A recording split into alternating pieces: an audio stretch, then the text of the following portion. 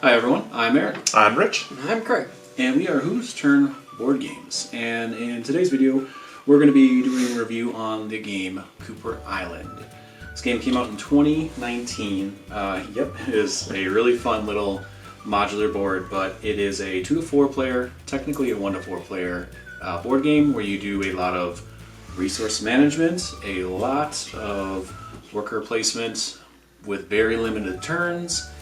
And yeah, the basic premise is you are adventurers, you come to Cooper Island and you start exploring it, so to speak. You'll put down land tokens in order to explore the island. You will uncover ruins to build statues. You will place workers in order to build boats. And you also can potentially ship goods back to the mainlands using the crates and get you bonuses there. There is a lot of things you can do this game. It doesn't seem like there's much, there's only 8 actions overall. But every single action does something, and every single point is very valuable. It is very much you will fight for every point, and you will love it the whole time. As I said, the game board itself is modular. I have it set up this particular way. You can go a triangle in 3-player, 2-player can go back to back, or just like this as it is. They actually come apart really nice and neat to the sides. But here has got a little bit more space, so you can go on the other side if you want. I think actually Craig's got the other one. But really fun little board. I really actually enjoy that part of it. And then the scoring itself is kind of unique. You score by going around the actual track itself. That's just a quick little overview on how the game is played and kind of what you're going to be doing. Building things, keeping track of very limited storage. I would say, hands down, one thing that this game does, it's both a good thing and a very bad thing. You have very limited turns in this game, as I said.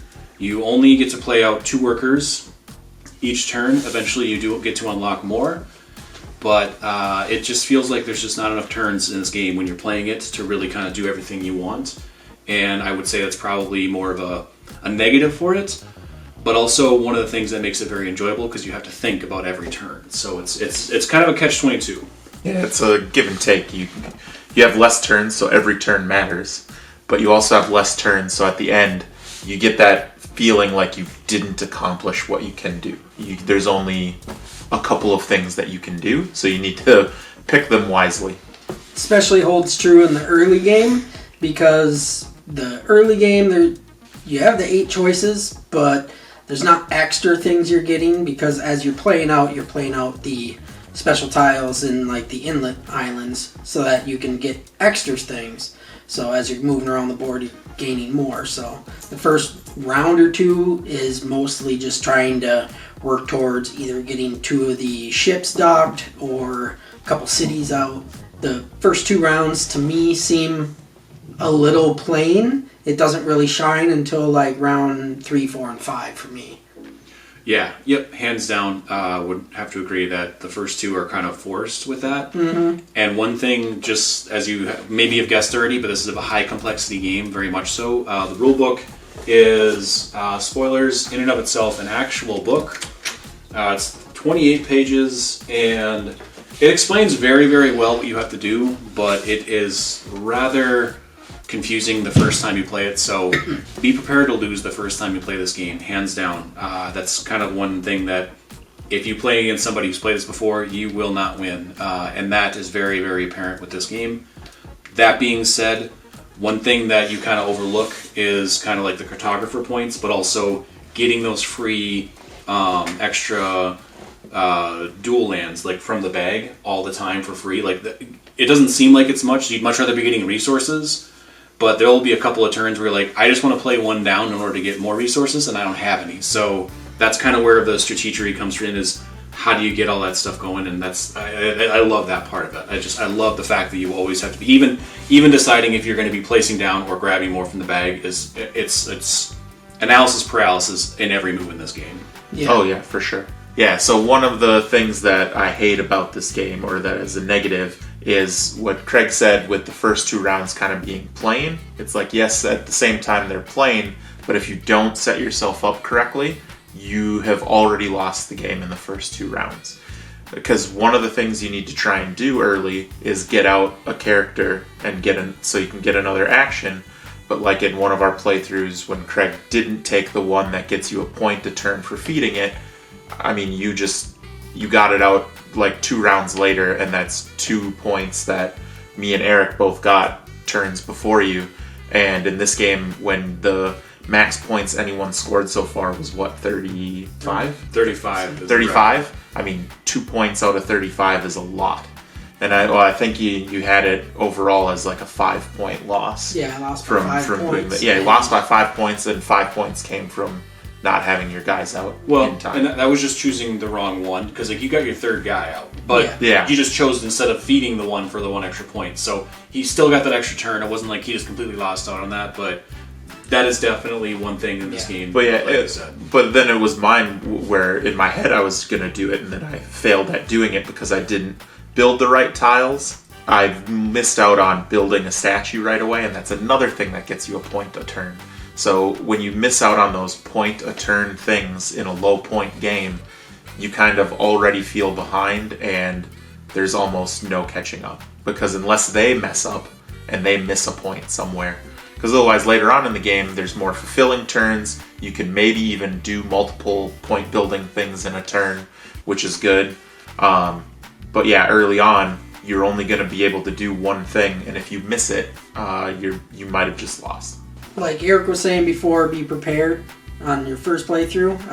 Definitely be prepared to take about 3 hours on your first playthrough on this, especially if you're playing with 2-3 new people, because there's a lot to this game, and it's going to take a while for you to really kind of grasp it right away.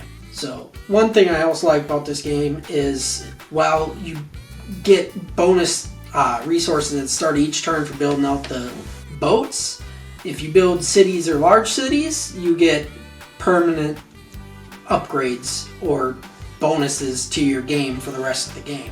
So you can kind of depict on, do I want to get a boat out so that way I can get extra resources or coins or tiles at the start every single round, or do I want to try and go heavy into cities, see what cards I can get flipped up to try and dictate how I'm going to play the rest of the game.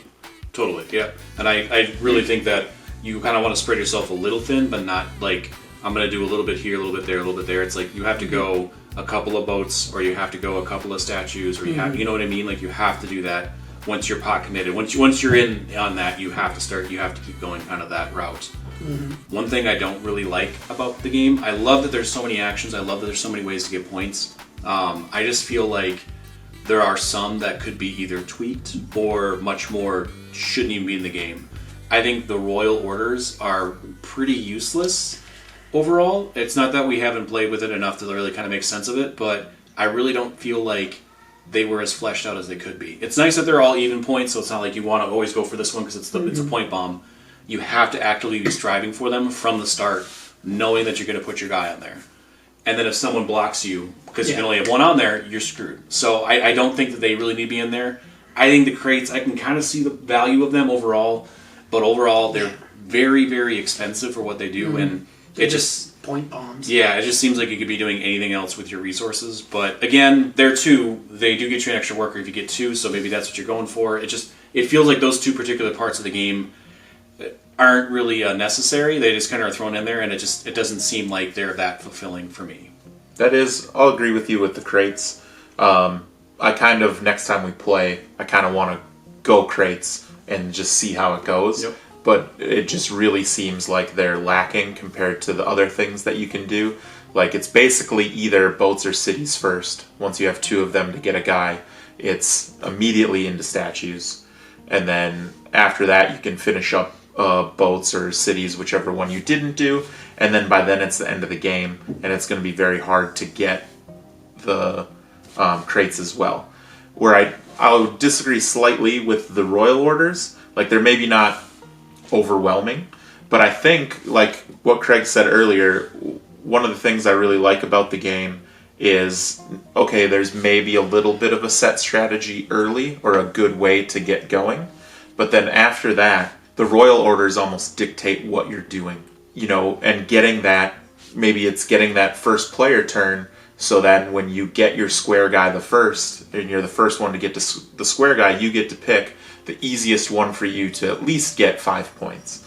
And maybe it can even be one to get 8, because some of them are very easy, I think, to do, and other ones are very difficult. And if you can give yourself an easy 5 and possibility of getting into the 8, it's going to set you up a good chance to win, rather than being stuck on, you have to get 4 city blocks, 5 landscapes 5 high, which is tough to do. That's a fair point, because it does kind of do that, and I see, especially in a low point scoring game, that those are valuable. I just feel like then I'm forced to do whatever I put my guy on there, because That's true. You had at one point put your guy on statues, and you're like, I guess I'm just going statues for the rest of the game, which is nice because they're extra points. But it kind of forced his hand to always be doing statues. Yeah, since you have the limited turns, you have to go full statues to get that benefit, or it's just worthless that it's over there. You have a surprise guest if you can't see it. Cat in the back. There is one thing I really like about the game, and that's just, while there is something that kind of dictate how you play, how you get to that is completely different almost every game, because you can't really guarantee what tile you're going to pull and if it's going to be in the exact same place, or how you're really going to build out your island every single round. So having that, which allows you to kind of shape and change the game from game to game, is one thing that I really like about the game. No, I love the fact that it's very rarely going to be the same exact game the whole time. Yeah, and building your island is probably one of the coolest parts. And like I was going over the last time we played, I messed up completely because I put things together that there's no tile that has those two things. No so now I can't build tiles. them. I can't build them up. Yeah. Or you like build the wrong thing, or it's not really a bad part of the game, but it has a minor luck element, is you draw in the bag and you don't get the wood stone tiles are pretty OP, but sometimes you don't need them, you need other tiles. But. Yeah, because I'd much rather use the cartographer to just like upgrade a food tile just to spend 3 and be able to upgrade my food for that round and not have to worry about feeding.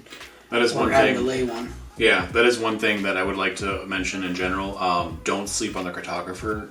This little guy down here, that thing is huge. That really, you don't think it's that big of a deal when you're reading it and like that, but hands down, I would say that gimmick alone, or that part of the game alone, is a saving grace, and it hands down is a necessity. It's and so many times I was like, oh, I need to do this. And I don't have cartographer points to do it. And then you're like, okay, now you're also going, okay, do I get the 3 to get 3 cartographer to kind of give me that wild and then also a resource? But also I could be laying down 2 and I could get more resources. But it's really rough, and I kind of like the way they did it, because this almost feels like a waste. However, the cartographer points are so good.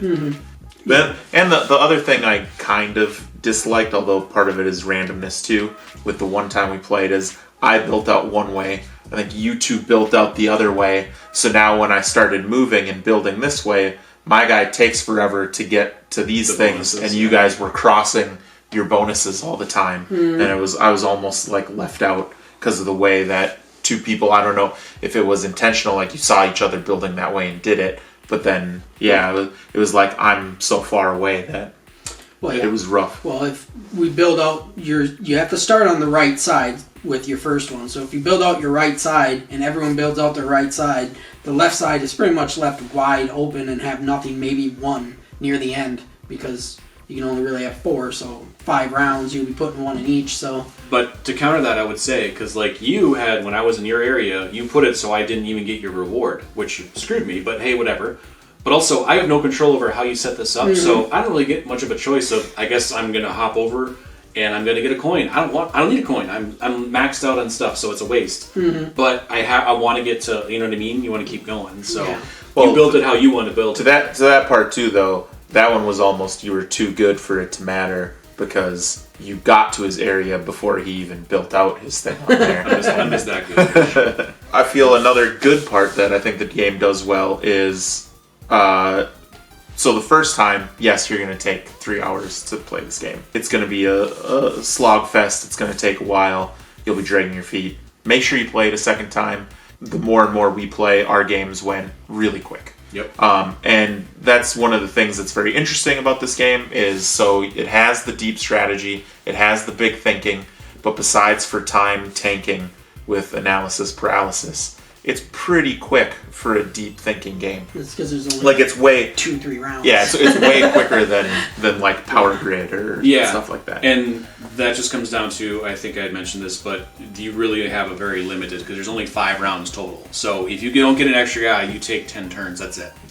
So you want those extra guys, you want those extra turns, but that's where it can be really quick if you don't get it out right away. And one of the only other things that could be a little bit more in-depth and better for me in this game is there's very little actual like player interaction. There's slight interaction when you're going through their own island and giving them one resource as you hit it, but there's not really much interaction, and you're really only going to be given resources each round if you're going on spots like laying out or picking up statues, playing out boats, playing out cities, because those are going to be hit every single round. So if you're there first, you're going to be getting a free resource.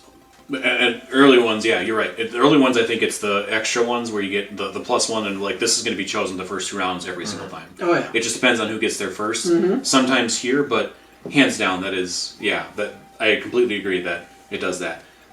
Playing 2-player, it was not that case because you can kind of pick and choose because you don't have as much overlap. I can't even imagine 4-player you'd be giving resources left and right because you have to. There's literally nothing else you can do. One of the other things that I think could be a downside to this game is after you've probably gotten a dozen-ish playthroughs under your belt in this, I could see it being very much a rinse and repeat game where you're essentially trying to do the exact same strategy every single time because it's probably the most point value you can get in those 5 rounds, but how you necessarily go about doing that will be slightly different just solely based on how you're pulling tiles from the board. Completely agree. I definitely think that there's going to be a little bit of a meta where it's like you're either going hard statues right off the bat or hard maybe a couple of boats, but then buildings. Like you're either doing one of those 2 things because statues is point every turn. Statues are definitely the thing you're going to be doing every single game. The boats give you extra resources. Mm-hmm. That is one thing I really like the cartographer for, and I used it a lot in one of my last games, is when I was playing out the statues, I would just drop a village down before to gain the extra point. Yeah, that was huge. So it was basically using 2 cartographer points to gain an extra point, which is absolutely broken in my opinion. Yeah, but you also need those. Like you did that because you had the extra space. But then it's hard to gain cartographer points though unless you go to that space. But that space always seems like a waste until you do things like you did. And it's the same thing with that. But that could be your strategy. You know what I mean? Yeah. Like that's one of the reasons I do absolutely love this game. And we'll just kind of go right into the scoring because that's a great segue with that. I absolutely love the fact that, yes, it seems like there's going to be a yet meta. Yes, it doesn't. Like, it seems like it could be a little bit more. This game has a lot going for it. Like, there is so many things, so many options every single turn, and so many things that you have to think about and keep in mind about. And I love that. I love that in board games. Like, I love sitting there and thinking nonstop about board games. Just heavy think, heavy strategy, heavy everything. I love it 90% of the time. And this one, I think, is going to hit that. This is going to scratch that itch every time we bring it to the table. So. Yeah, you have to know what you're doing this turn and even next turn. Yep. Because like you can't, if you want to do the next thing, you have to set yourself up. If you're going to use your wood and stone here, how are you getting it back? Yep. How are you doing the next part? How are you maneuvering around your island to make sure you get the top 3 things? Otherwise you miss out on those points. Yeah. Or there's a bunch of things that you need to be able to accomplish through the thing, and it's meta as it could be, it's hard to get there, and you have to think your way through with the tiles that you get. Mm-hmm. Yeah, and with that, I would hands down put this, me personally, give this a 9.6. I know it's really high, I know it's really up there. I think as the few flaws it has outweigh the fact that this is just a glorious game. It is probably my new favorite, hands down, as of right now. Maybe playing it 15 more times might drop it down a peg or 2. I kind of doubt that though, because I'm going to keep trying new strategies and kind of keep going and see what happens. And it's just going to be fun. And it's going to be luck of the draw with what I draw from the bag, luck from the draw for what you get for settlements. There's a lot of randomness to it that you can't be like, this is the perfect strategy. because something else might change the next time. So I think that it's going to be one that gets to the table a lot for us. So 9.6. For sure. I'm definitely a little bit lower on it. I still think it's an absolutely fun game, and I have fun every time I play it. I'd probably go with an 8.2. And then the only reason I'm bringing it down is it just doesn't have that. I'm a big feels person, and I don't feel accomplished finishing the game. I feel like if it had one, possibly two more turns, that feeling might be there because you have some big maneuvers you can do. Right now, even your last turn, it feels like you can't complete what you want to complete. And it feels like one of the things that are out there, whether it's boats, statues, although if you neglect statues, you've lost the game, cities, or crates, one of them is neglected almost completely. The feel. It's just a feel. I really like the game. It's probably up in the top of mine. I would probably give it in the upper 8s, like an 8.8. I really like the game. I like how tile placement has become one of my higher liked type of games. It's starting to come out maybe even a little bit above worker placement even. Yeah, I really like the game. I do have some issues with it, like I mentioned, but all in all, I think with the flaws, it's still a really wonderful game. So that's our thoughts on the game. We all kind of enjoy it. We really think it's a lot of things. Yes, it has its faults, but overall, really love the game. Kind of okay on the game. You guys like it too, but yeah, it's definitely something you should check out if you enjoy high strategy, like a lot of thought-provoking games, because it does have every single turn will pretty much be a little bit of analysis paralysis. Even if you have 3 turns to get back to you, you're still going to sit there and go, what do I want to do? Check it out if that's your particular forte. Would highly recommend. Thanks for watching the video. If you liked it, go ahead and give it a like. If you want to follow us on our board game journey, consider subscribing. We kind of make these reviews about board games. We kind of do how to play and setups. We give our opinions on a couple of different things. We have right now, I think we just did some of our most anticipated games for 2024. So check those videos out, because that's probably going to change by the time you watch it, for the simple sake of there's just not a lot of information out right now for a lot of these games. But and I'm sure there's a lot of other games that we're not even aware of that'll just be like, surprise!